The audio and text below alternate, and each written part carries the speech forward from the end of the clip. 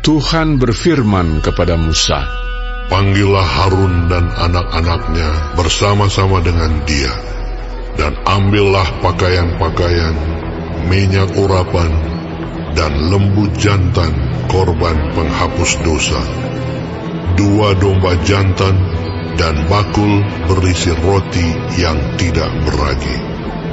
Lalu suruhlah berkumpul segenap umat ke depan pintu kemah pertemuan." Musa melakukan seperti yang diperintahkan Tuhan kepadanya, lalu berkumpullah umat itu di depan kemah pertemuan. Berkatalah Musa kepada umat itu, "Inilah firman yang diperintahkan Tuhan untuk dilakukan." Lalu Musa menyuruh Harun dan anak-anaknya mendekat, dan dibasuhnyalah mereka dengan air. Sesudah itu dikenakannya kemeja kepadanya, diikatkannya ikat pinggang, dikenakannya gamis, dikenakannya baju efod, diikatkannya sabuk baju efod, dan dikebatkannya sabuk itu kepadanya. Dikenakannya tutup dada kepadanya, dan dibubuhnya di dalam tutup dada itu Urim dan Tumim. Kemudian ditaruhnyalah serban di kepalanya, dan di atas serban itu di sebelah depan ditaruhnyalah patam emas, yakni jamang yang kudus, seperti yang diperintahkan Tuhan kepada Musa. Musa mengambil minyak urapan, lalu diurapinyalah kemah suci, serta segala yang ada di dalamnya, dan dikuduskannya semuanya itu. Dipercikkannyalah sedikit dari minyak itu ke mezbah 7 kali, dan diurapinya mezbah itu serta segala perkakasnya, dan juga bejana pembasuhan serta alasnya untuk menguduskannya. Kemudian dituangkannya sedikit dari minyak urapan itu ke atas kepala Harun, dan diurapinyalah dia untuk menguduskannya. Musa menyuruh anak-anak Harun mendekat, lalu dikenakannya kemeja kepada mereka, diikatkannya ikat pinggang, dan dililitkannya destar, seperti yang diperintahkan Tuhan kepada Musa. Disuruhnyalah membawa lembu jantan korban penghapus dosa, lalu Harun dan anak-anaknya meletakkan tangannya ke atas kepala lembu jantan korban penghapus dosa itu.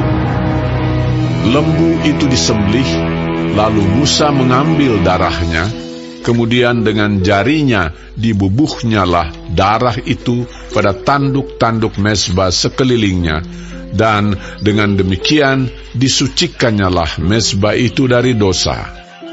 Darah selebihnya dituangkannya pada bagian bawah mezbah. Dengan demikian dikuduskannya mezbah itu, dan diadakannya pendamaian baginya. Diambillah segala lemak yang melekat pada isi perut, umbai hati, kedua buah pinggang serta lemaknya, lalu Musa membakarnya di atas mezbah. Tetapi lembu jantan itu dengan kulit, daging dan kotorannya dibakarnya habis di luar perkemahan, seperti yang diperintahkan Tuhan kepada Musa. Kemudian disuruhnya membawa domba jantan korban bakaran, lalu Harun dan anak-anaknya meletakkan tangannya ke atas kepala domba jantan itu. Domba itu disembelih, lalu Musa menyiramkan darahnya pada mezbah sekelilingnya. Domba itu dipotong-potong menurut bagian-bagian tertentu, lalu Musa membakar kepalanya dan bagian-bagiannya dan lemaknya. Tetapi isi perut dan betisnya dibasuh dengan air, lalu Musa membakar seluruh domba jantan itu di atas mezbah. Itulah korban bakaran yang baunya menyenangkan, yakni suatu korban api-apian bagi Tuhan seperti yang diperintahkan Tuhan kepada Musa. Kemudian disuruhnya membawa domba jantan yang lain, yakni domba persembahan pentahbisan. Lalu Harun dan anak-anaknya meletakkan tangannya ke atas kepala domba jantan itu. Domba jantan itu disembelih. Lalu Musa mengambil sedikit dari darahnya dan membubuhnya pada cuping telinga kanan Harun, pada ibu jari tangan kanan, dan pada ibu jari kaki kanannya. Musa menyuruh anak-anak Harun mendekat, lalu membubuh sedikit dari darah itu pada cuping telinga kanan mereka, pada ibu jari tangan kanan, dan pada ibu jari kaki kanan mereka. Lalu Musa menyiramkan darah selebihnya pada mezbah sekelilingnya. Diambilnyalah lemaknya, ekornya yang berlemak, segala lemaknya yang melekat pada isi perut, umbai hatinya, kedua buah pinggang serta lemaknya dan paha kanannya. Dan dari dalam bakul berisi roti yang tidak beragi, yang ada di hadapan Tuhan, diambilnyalah satu roti bundar yang tidak beragi, satu roti bundar yang diolah dengan minyak, dan satu roti tipis, lalu diletakkannya di atas segala lemak dan di atas paha kanan itu, dan ditaruhnya seluruhnya di telapak tangan Harun dan di telapak tangan anak-anaknya, dan dipersembahkannya semuanya sebagai persembahan unjukan di hadapan Tuhan. Kemudian Musa mengambil semuanya dari telapak tangan mereka, lalu dibakarnya di atas mezbah, yaitu di atas korban bakaran. Itulah persembahan pentahbisan untuk menjadi bau yang menyenangkan. Itulah suatu korban api-apian bagi Tuhan. Musa mengambil dada domba itu dan mempersembahkannya sebagai persembahan unjukan di hadapan Tuhan. Itulah yang didapat Musa sebagai bagiannya dari domba jantan persembahan pentahbisan itu, seperti yang diperintahkan Tuhan kepada Musa. Dan lagi Musa mengambil sedikit dari minyak urapan dan dari darah yang di atas mezbah itu, lalu dipercikkannya kepada Harun, ke pakaiannya, dan juga kepada anak-anaknya, dan ke pakaian anak-anaknya. Dengan demikian, ditahbiskannyalah Harun, pakaiannya, dan juga anak-anaknya, dan pakaian anak-anaknya. Berkatalah Musa kepada Harun dan kepada anak-anaknya, masaklah daging itu di depan pintu kemah pertemuan. Di sanalah harus kamu memakannya dengan roti yang ada di dalam bakul untuk persembahan pentahbisan. Seperti yang telah kuperintahkan dengan berkata, Harun dan anak-anaknya haruslah memakannya. Dan apa yang tinggal dari daging dan roti itu haruslah kamu bakar habis dengan api. Janganlah kamu pergi dari depan pintu kemah pertemuan selama 7 hari, sampai kepada genapnya perayaan pentahbisan. Karena perayaan pentahbisan akan berlangsung 7 hari lamanya. Seperti yang diperbuat pada hari ini, demikian juga diperintahkan Tuhan kamu perbuat kelak untuk mengadakan pendamaian bagimu.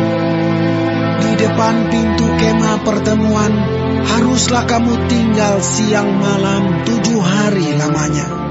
Dan kamu harus lakukan kewajibanmu terhadap Tuhan dengan setia, supaya janganlah kamu mati, karena demikianlah diperintahkan kepadaku. Maka Harun dan anak-anaknya melakukan segala firman yang diperintahkan Tuhan dengan perantaraan Musa.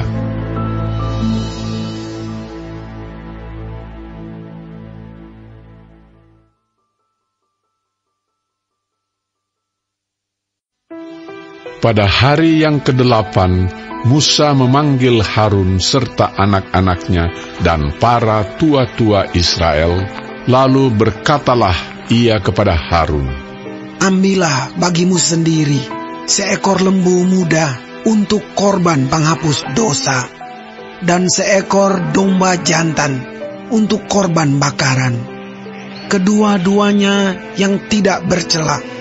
Kemudian persembahkanlah itu di hadapan Tuhan.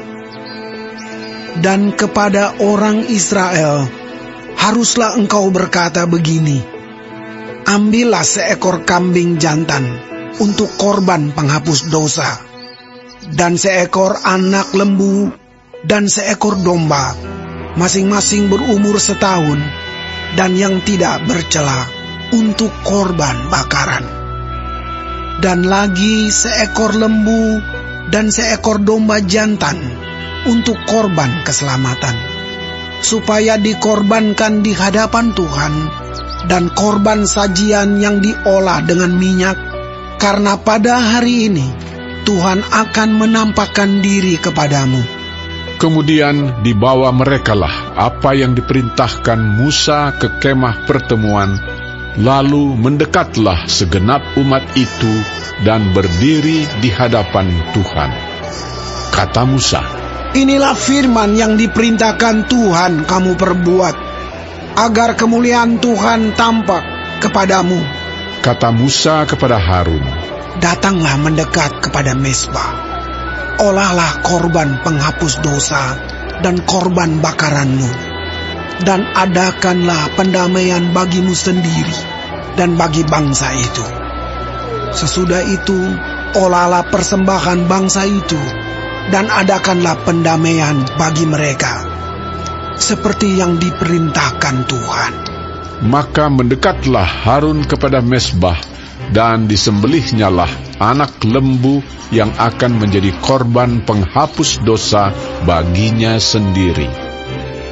Anak-anak Harun menyampaikan darah lembu itu kepadanya, dan Harun mencelupkan jarinya ke dalam darah itu dan membubuhnya pada tanduk-tanduk mezbah. Darah selebihnya dituangkannya pada bagian bawah mezbah. Lemak, buah pinggang, dan umbai hati dari korban penghapus dosa itu dibakarnya di atas mezbah, seperti yang diperintahkan Tuhan kepada Musa. Tetapi daging dan kulitnya dibakarnya habis di luar perkemahan. Kemudian ia menyembelih korban bakaran, lalu anak-anak Harun menyerahkan darah korban itu kepadanya. Maka Harun menyiramkannya pada mezbah sekelilingnya. Juga diserahkan merekalah kepadanya korban bakaran itu menurut bagian-bagian tertentu beserta dengan kepalanya, lalu dibakarnya di atas mezbah. Isi perut dan betisnya dibasuhnya dan dibakarnya dengan korban bakaran di atas mezbah. Sesudah itu dibawanya persembahan bangsa ke mezbah. Diambilnyalah kambing jantan yang akan menjadi korban penghapus dosa yang bagi bangsa itu, lalu disembelihnya dan dipersembahkannya sebagai korban penghapus dosa seperti yang pertama. Kemudian dibawanyalah korban bakaran ke mezbah, dan diolahnya sesuai dengan peraturan. Selanjutnya dibawanyalah korban sajian dan diambilnya segenggam daripadanya, lalu dibakarnya di atas mezbah, di samping korban bakaran pada waktu pagi. Ia menyembelih juga lembu dan domba jantan yang akan menjadi korban keselamatan bagi bangsa itu, lalu anak-anak Harun menyerahkan darah korban itu kepadanya, maka Harun menyiramkannya pada mezbah sekelilingnya. Tetapi segala lemak dari lembu dan dari domba jantan itu, yakni ekor yang berlemak, lemak yang menutupi isi perut, buah pinggang dan umbai hati. Segala lemak itu diletakkan mereka di atas dada kedua korban itu, lalu Harun membakar segala lemak itu di atas mezbah. Dada dan paha kanan itu dipersembahkan Harun sebagai persembahan unjukan di hadapan Tuhan, seperti yang diperintahkan Musa. Harun mengangkat kedua tangannya atas bangsa itu, lalu memberkati mereka. Kemudian turunlah ia setelah mempersembahkan korban penghapus dosa, korban bakaran, dan korban keselamatan. Masuklah Musa dan Harun ke dalam kemah pertemuan. Setelah keluar, mereka memberkati bangsa itu, lalu tampaklah kemuliaan Tuhan kepada segenap bangsa itu. Dan keluarlah api dari hadapan Tuhan, lalu menghanguskan korban bakaran dan segala lemak di atas mezbah. Tatkala seluruh bangsa itu melihatnya, bersorak-sorailah mereka, lalu sujud menyembah.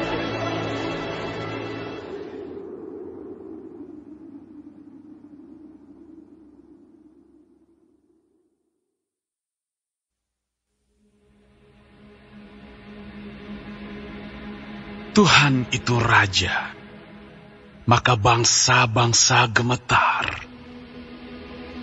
Ia duduk di atas kerub-kerub, maka bumi goyang. Tuhan itu maha besar di Sion, dan ia tinggi mengatasi segala bangsa. Biarlah mereka menyanyikan syukur bagi nama-Mu yang besar dan dahsyat. Kuduslah Ia, Raja yang kuat, yang mencintai hukum. Engkaulah yang menegakkan kebenaran. Hukum keadilan di antara keturunan Yakub. Engkaulah yang melakukannya. Tinggikanlah Tuhan Allah kita, dan sujudlah menyembah kepada tumpuan kakinya. Kuduslah Ia. Musa dan Harun di antara imam-imamnya, dan Samuel di antara orang-orang yang menyerukan namanya. Mereka berseru kepada Tuhan, dan Ia menjawab mereka. Dalam tiang awan, Ia berbicara kepada mereka. Mereka telah berpegang kepada peringatan-peringatannya dan ketetapan yang diberikannya kepada mereka. Tuhan Allah kami, Engkau telah menjawab mereka. Engkau Allah yang mengampuni bagi mereka, tetapi yang membalas perbuatan-perbuatan mereka. Tinggikanlah Tuhan Allah kita, dan sujudlah menyembah di hadapan gunungnya yang kudus, sebab kuduslah Tuhan Allah kita.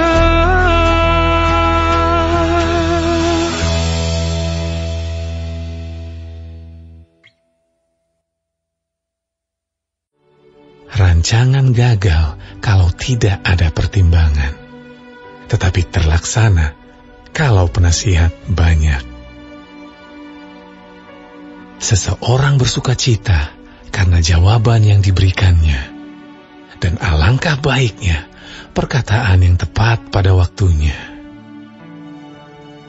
Jalan kehidupan orang berakal budi menuju ke atas, supaya ia menjauhi dunia orang mati di bawah. Pada suatu hari Sabat, Yesus datang ke rumah salah seorang pemimpin dari orang-orang Farisi untuk makan di situ. Semua yang hadir mengamat-ngamati dia dengan seksama. Tiba-tiba datanglah seorang yang sakit busung air berdiri di hadapannya. Lalu Yesus berkata kepada ahli-ahli Taurat dan orang-orang Farisi itu, katanya, "Diperbolehkankah menyembuhkan orang pada hari Sabat, atau tidak?" Mereka itu diam semuanya. Lalu ia memegang tangan orang sakit itu dan menyembuhkannya dan menyuruhnya pergi. Kemudian ia berkata kepada mereka, "Siapakah di antara kamu yang tidak segera menarik keluar anaknya atau lembunya kalau terperosok ke dalam sebuah sumur meskipun pada hari Sabat?" Mereka tidak sanggup membantahnya. Karena Yesus melihat bahwa tamu-tamu berusaha menduduki tempat-tempat kehormatan, ia mengatakan perumpamaan ini kepada mereka. "Kalau seorang mengundang engkau ke pesta perkawinan, janganlah duduk di tempat kehormatan, sebab mungkin orang itu telah mengundang seorang yang lebih terhormat daripadamu. Supaya orang itu yang mengundang engkau dan dia jangan datang dan berkata kepadamu, 'Berilah tempat ini kepada orang itu.' Lalu engkau dengan malu harus pergi duduk di tempat yang paling rendah. Tetapi apabila engkau diundang, pergilah duduk di tempat yang paling rendah. Mungkin tuan rumah akan datang dan berkata kepadamu, 'Sahabat, silakan duduk di depan.' Dan dengan demikian, engkau akan menerima hormat di depan mata semua tamu yang lain.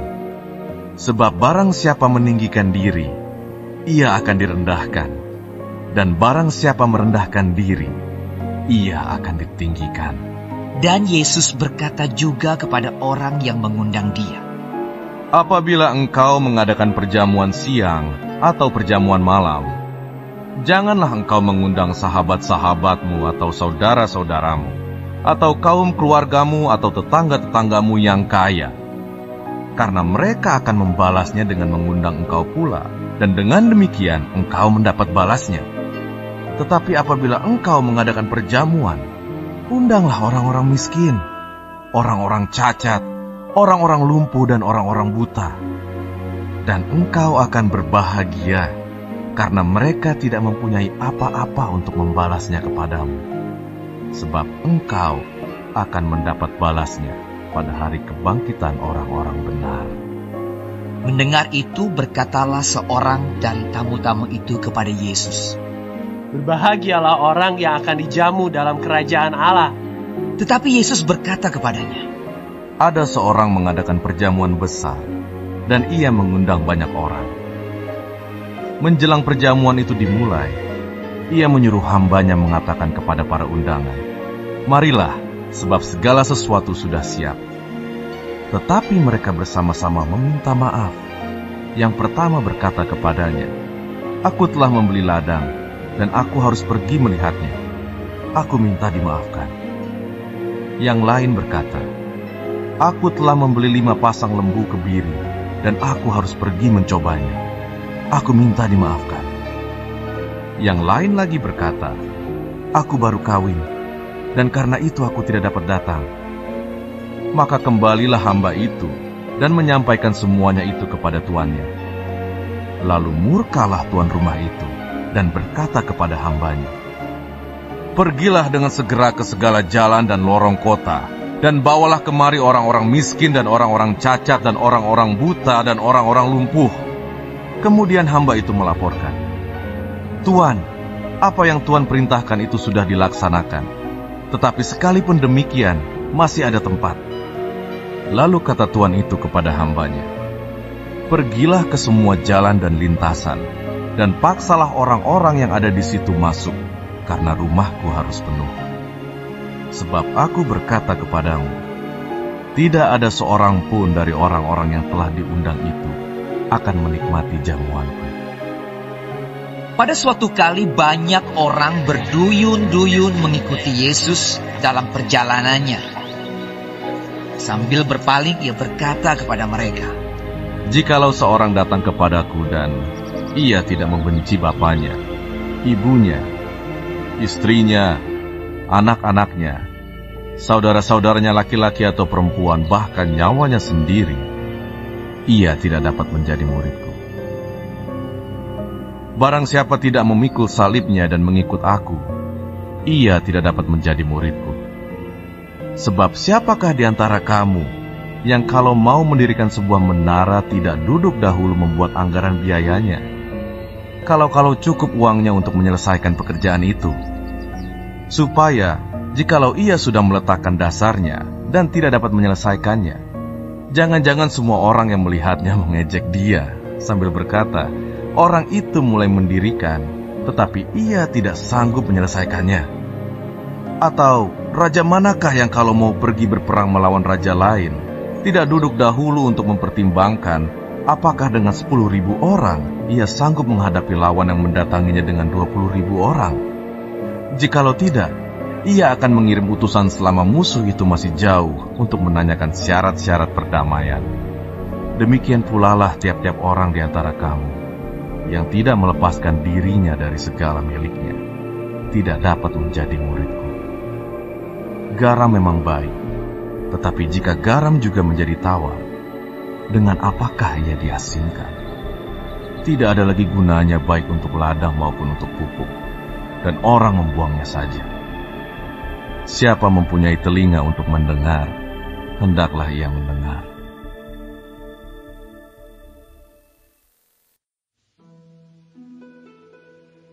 Memang perjanjian yang pertama juga mempunyai peraturan-peraturan untuk ibadah dan untuk tempat kudus buatan tangan manusia. Sebab ada dipersiapkan suatu kemah, yaitu bagian yang paling depan, dan di situ terdapat kaki dian dan meja dengan roti sajian. Bagian ini disebut tempat yang kudus.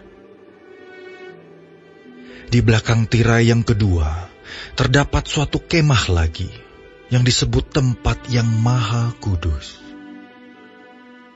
Di situ terdapat mezbah pembakaran ukupan dari emas, dan tabut perjanjian, yang seluruhnya disalut dengan emas. Di dalam tabut perjanjian itu tersimpan buli-buli emas berisi mana, tongkat Harun yang pernah bertunas, dan loh-loh batu yang bertuliskan perjanjian. Dan di atasnya kedua kerup kemuliaan yang menaungi tutup pendamaian. Tetapi hal ini tidak dapat kita bicarakan sekarang secara terperinci. Demikianlah caranya tempat yang kudus itu diatur. Maka imam-imam senantiasa masuk ke dalam kemah yang paling depan itu untuk melakukan ibadah mereka. Tetapi ke dalam kemah yang kedua, hanya imam besar saja yang masuk sekali setahun, dan harus dengan darah yang ia persembahkan karena dirinya sendiri, dan karena pelanggaran-pelanggaran yang dibuat oleh umatnya dengan tidak sadar. Dengan ini Roh Kudus menyatakan bahwa jalan ke tempat yang kudus itu belum terbuka, selama kemah yang pertama itu masih ada. Itu adalah kiasan masa sekarang. Sesuai dengan itu dipersembahkan korban, dan persembahan yang tidak dapat menyempurnakan mereka, yang mempersembahkannya menurut hati nurani mereka. Karena semuanya itu, di samping makanan, minuman, dan pelbagai macam pembasuhan, hanyalah peraturan-peraturan untuk hidup insani, yang hanya berlaku sampai tibanya waktu pembaharuan.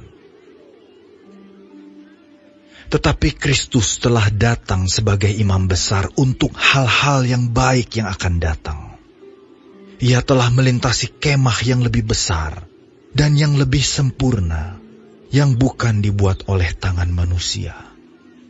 Artinya yang tidak termasuk ciptaan ini. Dan ia telah masuk satu kali untuk selama-lamanya ke dalam tempat yang kudus, bukan dengan membawa darah domba jantan dan darah anak lembu, tetapi dengan membawa darahnya sendiri. Dan dengan itu, ia telah mendapat kelepasan yang kekal. Sebab, jika darah domba jantan, dan darah lembu jantan, dan percikan abu lembu muda menguduskan mereka yang najis, sehingga mereka disucikan secara lahiriah, betapa lebihnya darah Kristus, yang oleh Roh yang kekal telah mempersembahkan dirinya sendiri kepada Allah sebagai persembahan yang tak bercacat, akan menyucikan hati nurani kita dari perbuatan-perbuatan yang sia-sia, supaya kita dapat beribadah kepada Allah yang hidup. Karena itu, Ia adalah pengantara dari suatu perjanjian yang baru, supaya mereka yang telah terpanggil dapat menerima bagian kekal yang dijanjikan. Sebab Ia telah mati untuk menebus pelanggaran-pelanggaran yang telah dilakukan selama perjanjian yang pertama. Sebab di mana ada wasiat, di situ harus diberitahukan tentang kematian pembuat wasiat itu. Karena suatu wasiat barulah sah kalau pembuat wasiat itu telah mati, sebab ia tidak berlaku selama pembuat wasiat itu masih hidup. Itulah sebabnya, maka perjanjian yang pertama tidak disahkan tanpa darah. Sebab sesudah Musa memberitahukan semua perintah hukum Taurat kepada seluruh umat, ia mengambil darah anak lembu, dan darah domba jantan serta air, dan bulu merah dan hisop, lalu memerciki kitab itu sendiri dan seluruh umat, sambil berkata, "Inilah darah perjanjian yang ditetapkan Allah bagi kamu." Dan juga kemah dan semua alat untuk ibadah dipercikinya secara demikian dengan darah. Dan hampir segala sesuatu disucikan menurut hukum Taurat dengan darah. Dan tanpa penumpahan darah tidak ada pengampunan. Jadi, segala sesuatu yang melambangkan apa yang ada di sorga haruslah ditahirkan secara demikian. Tetapi benda-benda surgawi sendiri oleh persembahan-persembahan yang lebih baik daripada itu. Sebab Kristus bukan masuk ke dalam tempat kudus buatan tangan manusia, yang hanya merupakan gambaran saja dari yang sebenarnya, tetapi ke dalam sorga sendiri, untuk menghadap hadirat Allah, guna kepentingan kita. Dan Ia bukan masuk untuk berulang-ulang mempersembahkan dirinya sendiri, sebagaimana imam besar setiap tahun masuk ke dalam tempat kudus dengan darah yang bukan darahnya sendiri. Sebab jika demikian, Ia harus berulang-ulang menderita sejak dunia ini dijadikan. Tetapi sekarang Ia hanya satu kali saja menyatakan dirinya, pada zaman akhir, untuk menghapuskan dosa oleh korbannya. Dan sama seperti manusia, ditetapkan untuk mati hanya satu kali saja, dan sesudah itu dihakimi. Demikian pula, Kristus hanya satu kali saja mengorbankan dirinya untuk menanggung dosa banyak orang. Sesudah itu Ia akan menyatakan dirinya sekali lagi, tanpa menanggung dosa, untuk menganugerahkan keselamatan kepada mereka yang menantikan Dia.